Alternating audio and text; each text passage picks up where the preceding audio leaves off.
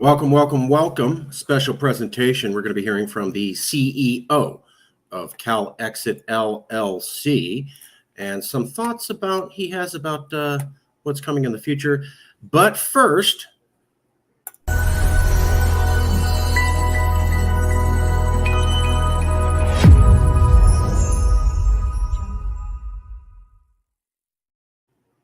and now we'll have a reading of a poem by Robert Frost, The Road Not Taken, by Calexit LLC CEO Jason Wright. There he is, and on screen.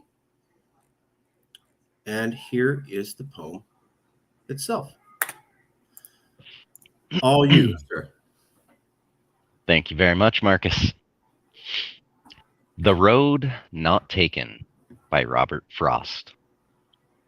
Two roads diverged in a yellow wood, and sorry I could not travel both, and be one traveler. Long I stood, and looked down one as far as I could, to where it bent in the undergrowth. Then took the other, as just as fair, and having perhaps the better claim, because it was grassy and wanted wear, though as for that the passing there had worn them really about the same. And both that morning equally lay in leaves no step had trodden black. Oh, I kept the first for another day, yet knowing how way leads on to way, I doubted if I should ever come back. Telling this with a sigh, somewhere ages and ages hence, two roads diverged in a wood, and I took the one less traveled by, and that has made all the difference. What does that mean to you, and why did you select that as a poem to read to an organization about California independence? What is it that speaks to you about? Well, let me just start by, a little disclaimer. I am a huge Frostafarian or Frostophile. Love Robert Frost's works. Have since I was a kid. So I'm not totally unbiased, but and this isn't my first time, reading it or dissecting it. But I was reminded of this just randomly in actually, I believe that was a conversation with you, Marcus, where we were talking about the state of things, the way they're going, the future of Calexit, and the potential that a future Calexit might hold. And I think it came about somewhere along the lines of it kind of reminds me of that Robert Frost poem about choosing one path that's not been taken over the other that's been taken by everyone and their mom and their grandma's pet goldfish. And, the beauty that lies in both, each option is an option, and, each person must weigh it for themselves, every little aspect of this really kind of screams Calexit to me. And that's because we have not Calexited yet. We're kind of still standing at that point in the middle of the woods where the road diverges into two. We're at that fork in the road. And, Yogi Berra once said, when you come to the fork in the road, take it. I, however, like to maintain a little more realism and real life perspective, even as funny as comedy can be.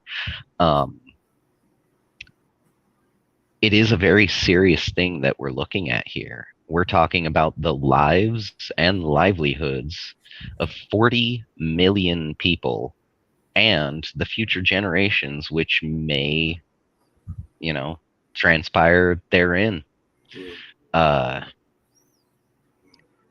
if we take the road that we've always taken and we continue to travel with the United States federal government and get used and abused by Washington, D.C., and, let them dictate what we can and can't do at our borders, let them dictate what goods we can and can't produce or sell, or to whom we might sell it, or for what price we might sell it to what individual entity. I mean, I get it, when you've got a friend, you want to give them a friend discount, but that kind of pisses off a lot of the rest of the world. So California, we like to, keep things like that in mind. We're pretty business oriented, and we know that good business practices don't piss off the majority of people and keep customers wanting to come back. The United States of America clearly does not care, even when it comes to their own allies, such as Germany and their need, dire, actual, like physical life and death need to heat their country. And America don't care. As long as America's making money hand over fist, that whatever. You are our ally, whatever. Who cares? You're talking about So the lack of cheap oil and gas from Russia to the German economy, which allowed for its meteoric rise, which has now been cut off at the request of America. And now they have to buy expensive liquefied natural gas from America, which is pushing their economy into recession. yeah, Okay. exactly.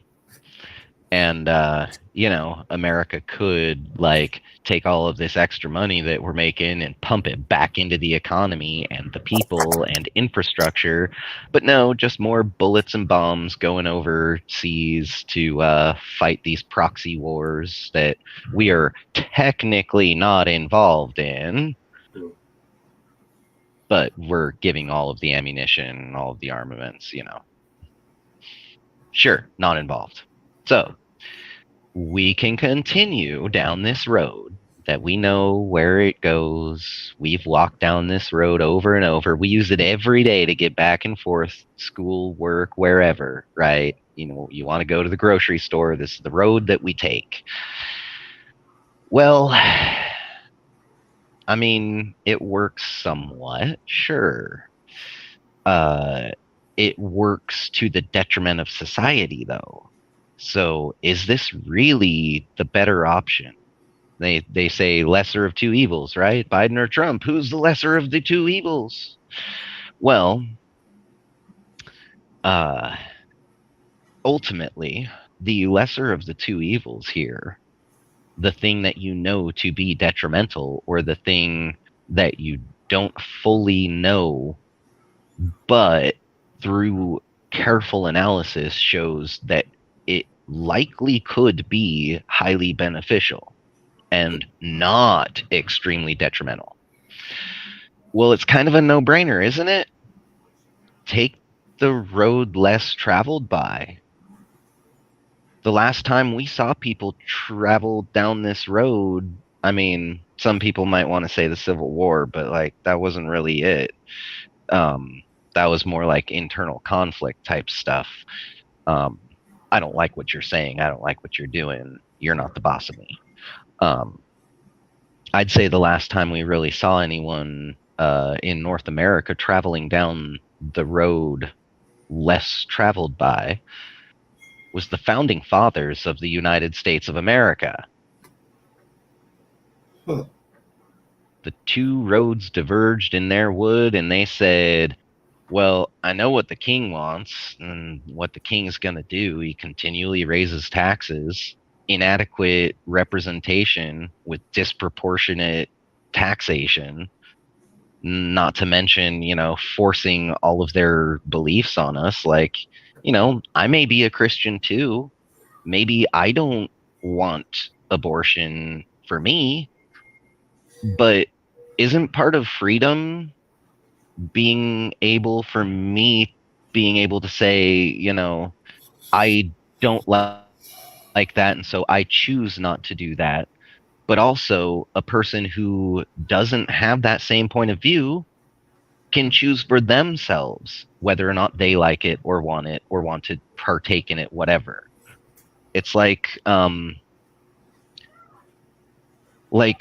people bring up the gays, and my stance is like, what does it really matter is someone's sexuality? I mean, I get it, it matters to them and whoever they have as a partner or whatever, but it doesn't matter to me. I'm not into them. I'm not looking at them like that. I'm talking to them as a fellow human being, as a friend. Their sexuality means nothing to me. What means everything is this is a human being and they've got complex thoughts, and we're talking about the issues and how to solve them. It's not, oh, you're gay so I hate you, you're not like me so I hate you. Well, American society really is that way. California society not so much, but the longer we keep traveling down the same road, the more ingrained it's going to become here in our California society. And if you don't believe it, look at the case point, precedential example of back before California was made a state, back before we were annexed by the United States military. California was its own country. California had a very diverse population, culturally, ethnically, you name it.